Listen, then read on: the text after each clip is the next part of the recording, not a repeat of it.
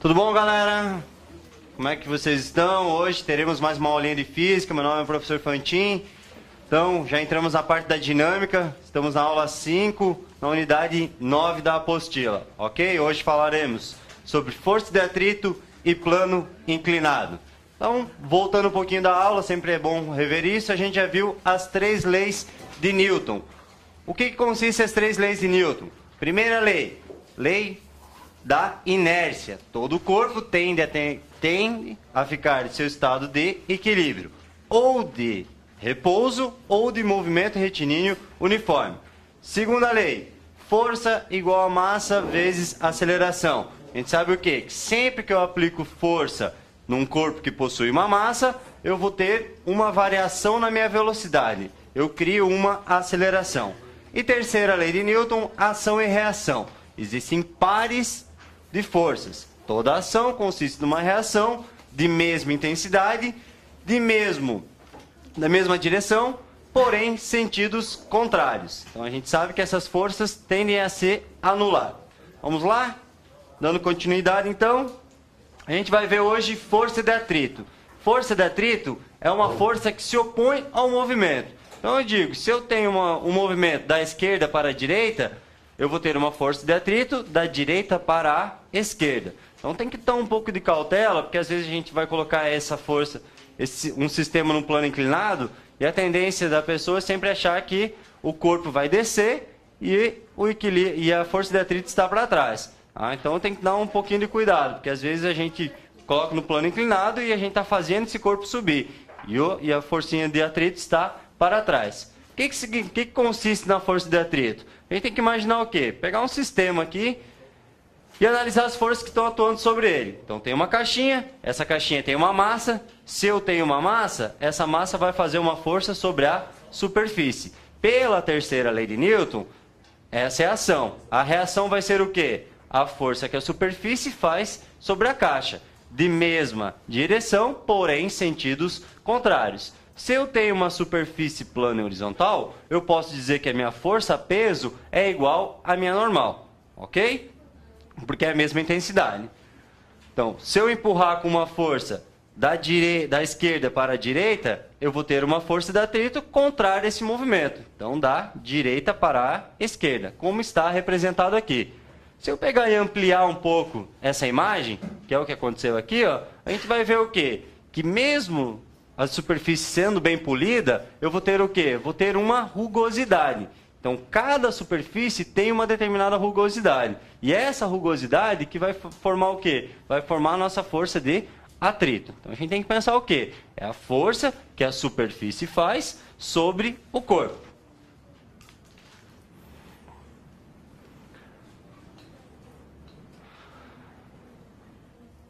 Tem o coeficiente de atrito. Então, o que é esse coeficiente de atrito? O coeficiente de atrito está relacionado à superfície. Cada superfície vai ter um coeficiente de atrito. Se eu pegar o gelo, vai ter um coeficiente de atrito. Se eu pegar uma lixa, vai ter um outro coeficiente de atrito. Esse coeficiente de atrito, a gente usa a letrinha μ, tá? Uma letrinha grega, e essa letrinha vai dizer o quê? Qual o grau de força de atrito que vai ser criado por superfície. Tá? Então, se eu tenho, quem vai definir essa força de atrito vai estar relacionado à superfície. Essa unidade não tem unidade de medida, é adimensional. Então, toda força de atrito não existe unidade de medida. Quem não precisou empurrar um fucão, né? Uma azeitona ambulante, né? Então, a gente sabe o quê? Que sempre quando eu vou empurrar o fucão, eu começo a aplicar uma força nele. Tá? Aplico uma força baixa, vai conseguir mudar a velocidade desse fucão? Não, ele continua ficando parado. Está agindo o que então? Está agindo a força de atrito. Então eu tenho duas forças de atrito. Força de atrito estática e força de atrito dinâmica ou cinemática. Ali está errado, tá? Vou até escrever em cima. Eu posso escrever em cima. Que é dinâmica.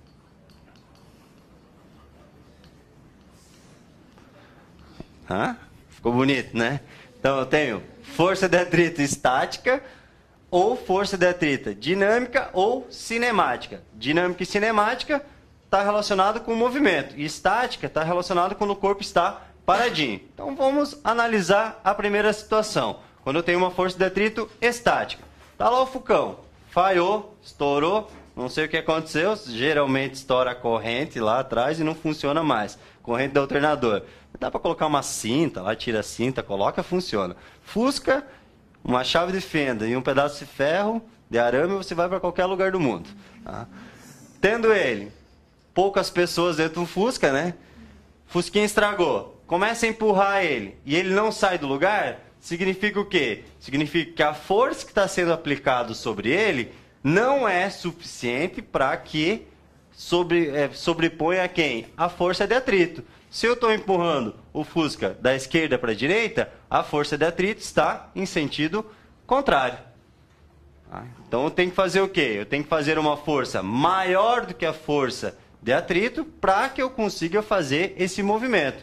Então tem que considerar o quê? Que a força de atrito estático está relacionada com quem? Ao meu coeficiente de atrito estático. Tá? Agora eu sei que vou ter dois coeficientes. Um coeficiente para quando eu tenho o atrito estático e um coeficiente para quando eu tenho o atrito dinâmico ou cinético. Que vai ser vezes A normal. Então, o coeficiente de atrito vezes A normal. Quem que é a normal numa superfície plana horizontal? Ela é igual a quem?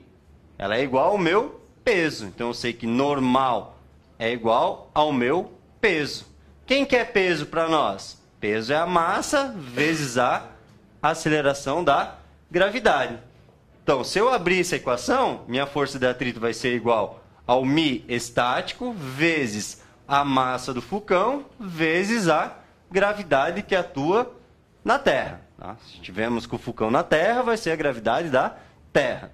Então, o que vai acontecer? Eu aplico uma força e esse Fusca não anda, significa que a força que eu estou aplicando não é capaz de passar a força de atrito. A força de atrito é maior. Vai chegar até um ponto que eu vou ter o quê? O coeficiente de atrito estático máximo, que a gente vai chamar de o quê? De força de destaque, que vai estar na iminência desse cara sair do repouso, que eu sei que aqui a velocidade dele é igual a zero, e entrar em movimento. Então, quando ele entra em movimento, eu vou ter o quê? Eu vou ter o que a gente considera de força de destaque, que é uma força igual à força de atrito máxima, de atrito estático máxima, mas ele está na iminência de entrar em movimento. Então, eu posso dizer que a força de atrito estático vai ser maior que zero e vai ser menor do que a força de destaque, mas bem pequenininho, menor ou igual, eu posso considerar. Tá? E a força de atrito cinético ou dinâmico vai ser aquela força que, quando eu começo a empurrar o Fusca, é muito difícil. Depois que ele começou a entrar em movimento, eu preciso aplicar a mesma força que eu estava antes dele começar a entrar em movimento? Aumenta ou diminui? Diminui. Depois que eu mexo com essa inércia dele, a força que eu aplico sobre ele vai diminuir. Daí vai entrar quem? Vai entrar o coeficiente de atrito dinâmico, porque agora está entrando em movimento. Força de atrito dinâmico vai ser o coeficiente de atrito dinâmico vezes a minha normal. Mesma situação que eu tenho aqui. Vai ser coeficiente de atrito dinâmico vezes a normal, que a gente sabe que é a massa vezes a gravidade quando eu tenho uma superfície plana horizontal. Se eu aplico forças diferentes em massas iguais e gravidades iguais, eu posso definir que o coeficiente de atrito estático sempre será maior do que o coeficiente de atrito dinâmico. Tá? Então, sempre que eu aplico uma força no meu coeficiente de atrito estático, a mesma resposta vai ser pela força que o Fusca vai fazer, até chegar ao ponto que eu tenho uma força de destaque. Tendo essa força de destaque, que é a força máxima do meu atrito estático, eu vou começar a entrar em movimento.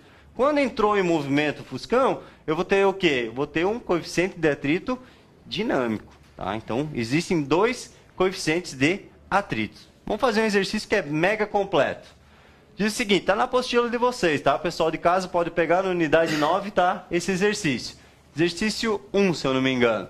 Diz o seguinte, um bloco de massa, 1 kg, está em repouso sobre um plano horizontal, no qual existe atrito. Sabe-se que o coeficiente de atrito estático entre o bloco e o plano vale 0,5. E o coeficiente de atrito dinâmico vale 0,4. Adote G igual a 10 metros por segundo ao quadrado. Aplica-se sobre o bloco uma força F. Para cada valor de F na tabela a seguir, marque. Letra A, o valor da intensidade da força de atrito. B, a intensidade de atrito, se ele é estático ou se ele é dinâmico.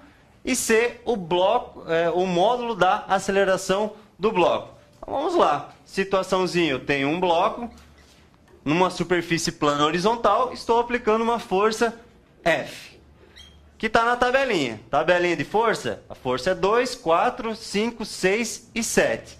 E daí a gente completa a tabela. Se a força qual o valor da força de atrito, que tipo de atrito que é aplicado a essa força e se tem aceleração desse bloco ou não. Eu sei que a massa é 1 kg. Quais as forças que estão atuando nesse bloco? Pegar um bloquinho e só pensar nele. Quais as forças que atuam nele? Essa força F, que vai ser variada conforme a tabela vai fornecer para nós. Se ele tem massa, eu tenho peso para o centro da Terra. Se eu tenho peso pela terceira lei de Newton, eu vou ter quem? Eu vou ter a minha normal, ação e reação.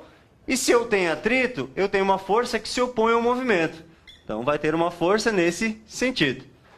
O peso e a normal são iguais, então não vou ter movimento na minha vertical, só vou ter movimento na minha horizontal. Então posso anular elas e definir que o meu peso é igual à minha normal, ou minha normal é igual ao meu peso, como vocês queiram. Então a gente tem que imaginar o quê? Primeiro, quando eu tenho esse sistema, eu tenho que ver qual é a força de destaque. Qual a força que eu vou aplicar num corpo para que esse cara consiga entrar em movimento. Então eu vou encontrar quem? Coeficiente de atrito estático ou coeficiente de atrito dinâmico que eu vou utilizar? Para encontrar a força máxima que eu consiga mexer essa caixinha. Para que ela entre em movimento, é claro. O estático. Então eu vou pegar o quê? Força de atrito estático é igual coeficiente de atrito estático vezes a minha normal. Força de atrito estático é o meu coeficiente de atrito estático vezes a normal, que é igual ao meu peso, vezes a massa, vezes a gravidade. Força de atrito estático, coeficiente de atrito estático é 0,5. A massa é 1 e a gravidade é 10. A força de atrito estático máxima, vou colocar aqui, ó, que é igual à minha força de destaque, FD, vai ser quanto? 0,5 vezes 1 vezes 10 é igual a... Vamos lá, olha aqui, ó, brincadeirinha. 0,5 não é 1/2? Vezes 10. Multiplico aqui, depois divido, é igual a 5. Então eu sei o quê? Que minha força de atrito estático dessa caixinha é igual a 5, o quê, galera? Qual a unidade de medida de força do sistema internacional? Aquele cara lindo da última aula, o tio Newton. Então a gente sabe que para mexer essa caixinha, eu tenho que aplicar uma força no mínimo de 5. Quando for 5, eu vou ter o quê? Aplicando uma força de... Eu estou fazendo uma força de atrito de 5 para cá. Agora, se eu aplicar uma força de 2, vai mexer essa caixinha? Vai ter aceleração? Se eu dizer aqui, ó, aplico, tem uma força de 2. F vale 2. E eu sei que força de atrito vale 5. Vai mexer essa caixinha? Não. Então, a aceleração é 0. Qual o tipo de atrito que está atuando ali? O estático. E quanto que vale essa força de atrito?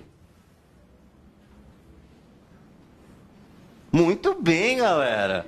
Vale apenas 2 e não vale 5. Ah, mas o professor calculou 5.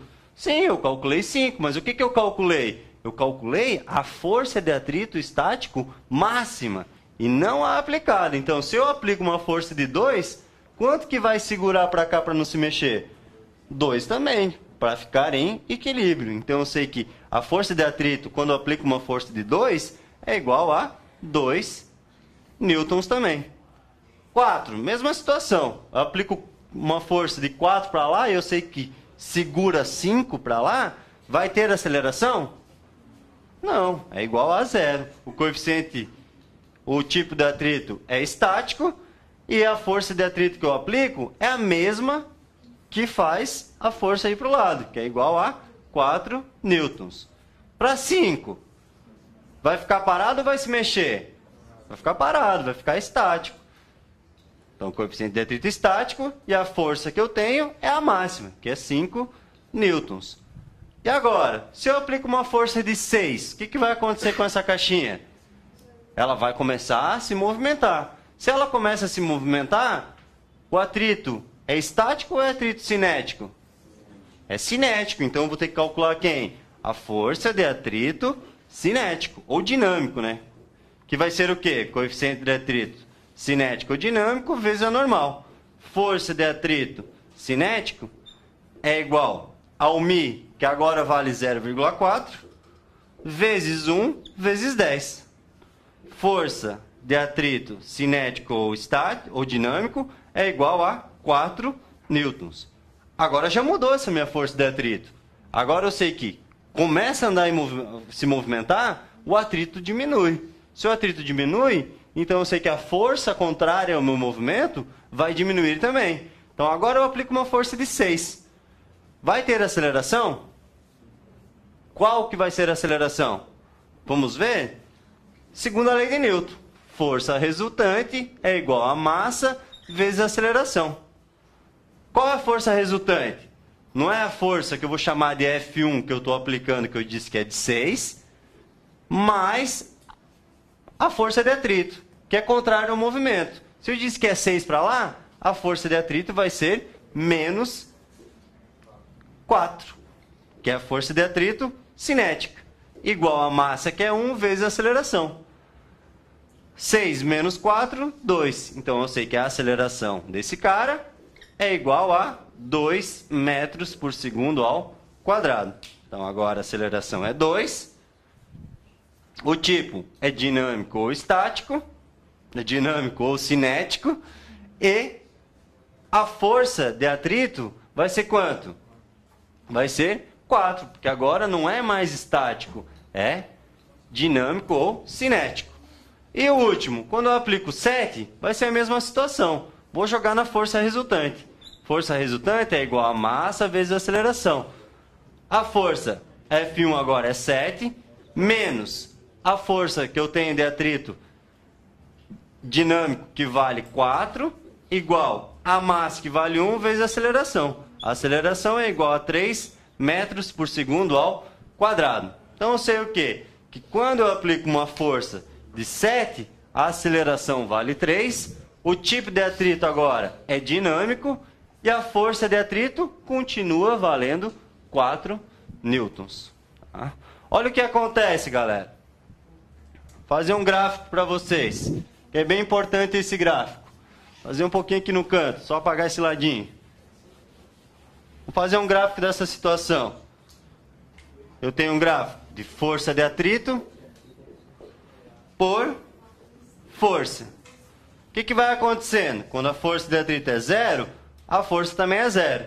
Quando eu aplico uma força de 2, o atrito é 2 também. Quando eu aplico uma força de 4, o atrito é 4. Quando eu aplico uma força de 5, o atrito é 5. Depois acontece o quê? Quando eu aplico uma força de 6, olha o que acontece com o atrito. O atrito vale 4. Então tá aqui, ó. E quando o atrito vale 7, o atrito vale 4 também. Então, se eu fizer o gráfico disso aqui, olha o que vai aparecer para nós. Vai aparecer essa situação. Eu tenho uma reta constante até encontrar o quê? Até encontrar minha força de destaque.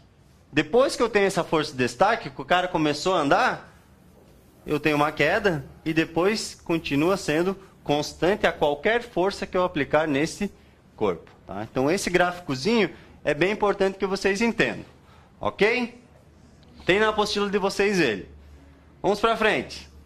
Plano inclinado. Situação que a gente vê em várias situações ajuda para nós. Primeiro, uma rampa para erguer um determinado móvel. Quanto mais comprida for a rampa e menor a inclinação, menos força eu vou fazer para erguer esse móvel.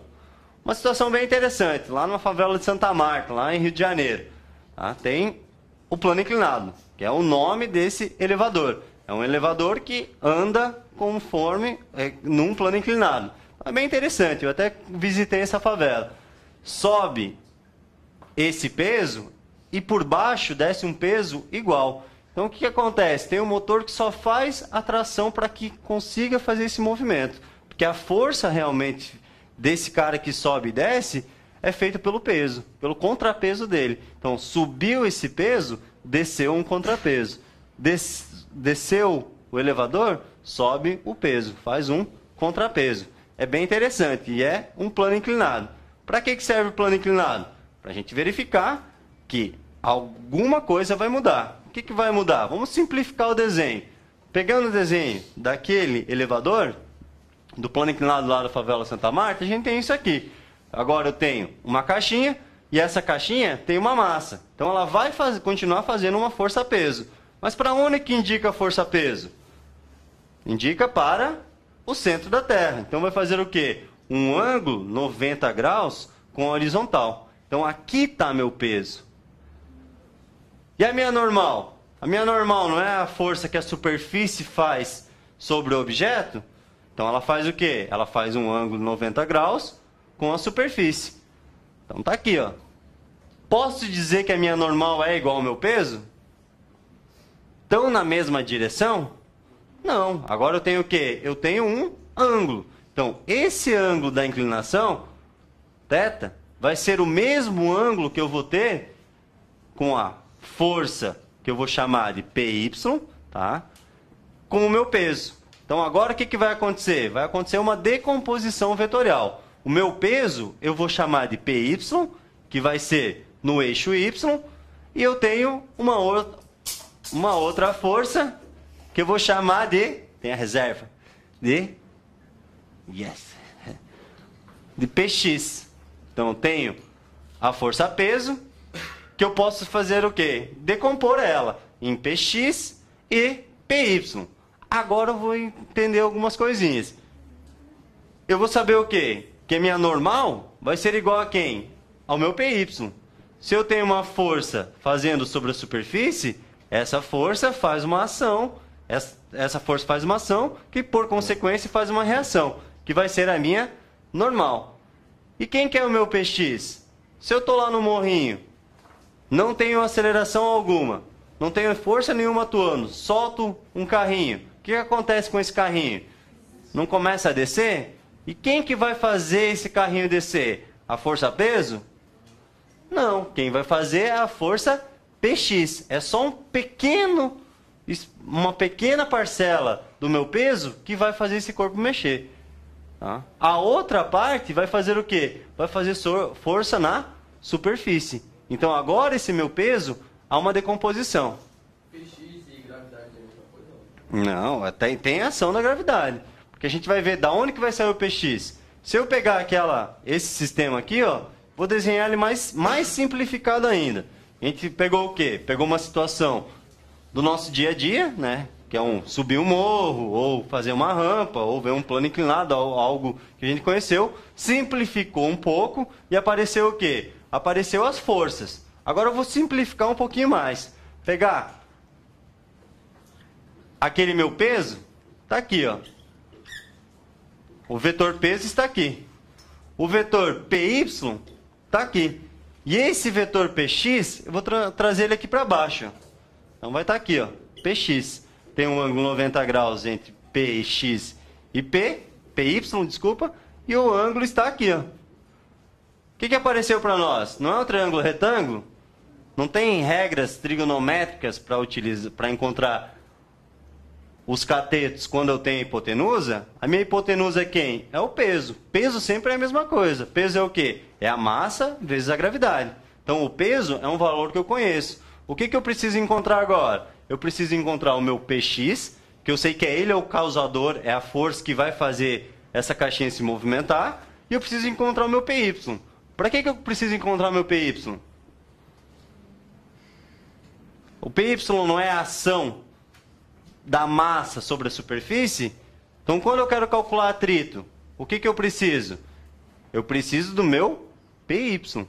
E quando eu quero saber a força que faz o meu movimento, eu quero o meu PX. Da onde que sai isso? Relação trigonométrica. Eu tenho a minha hipotenusa e quero saber os catetos. Vamos pegar o PY. PY está junto com o ângulo. Então, está junto com o ângulo, está casado com o ângulo. Então, eu uso cosseno. Então, cosseno do ângulo vai ser quem? Vai ser o meu cateto adjacente dividido pela minha hipotenusa. Tá aqui, ó. Meu PY vai ser o meu peso, né, que é a minha hipotenusa, passei multiplicando. Então, PY é igual ao meu peso vezes cosseno do ângulo. E esse PY vai ser o quê? Vai ser a força que a superfície faz, ou que o peso faz sobre a superfície. Por consequência, eu vou encontrar a minha normal. Então, se eu quero, num plano inclinado, encontrar a força de atrito, eu vou usar o quê? Eu vou usar o meu PY. Eu preciso encontrar meu PY. Agora, se eu tenho uma força que está atuando sobre um corpo e essa força está fazendo o movimento, eu preciso encontrar quem? O meu PX. Olhando na figura simplificada, o ângulo está aqui e o PX está oposto. Então, eu sei o quê? Que está separado. Quando está separado, eu uso seno. Então, vai ser seno do ângulo é igual ao PX, que é o cateto que está separado, dividido pela minha hipotenusa, que é o P. Então, PX é igual ao peso vezes seno do ângulo. Então, pessoal, essa é uma situação que deu uma modificada. Por quê? Porque agora eu não posso dizer que meu peso é igual à minha normal. Agora eu sei o quê? Que o meu peso tem uma decomposição.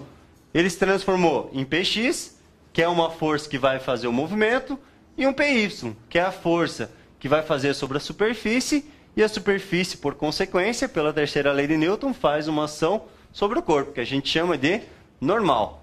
Deu uma complicadinha, galera? Vocês aí de casa deram uma tremidinha?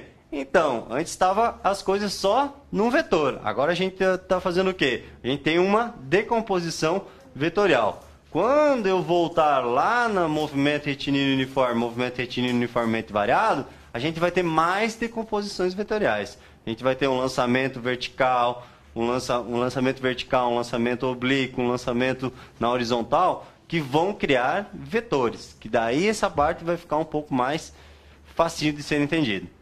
Ok, galera? Obrigado pela atenção. Não esquece aí, a galera de casa, dar os likes, entrar no canal, se inscrever. E até a próxima.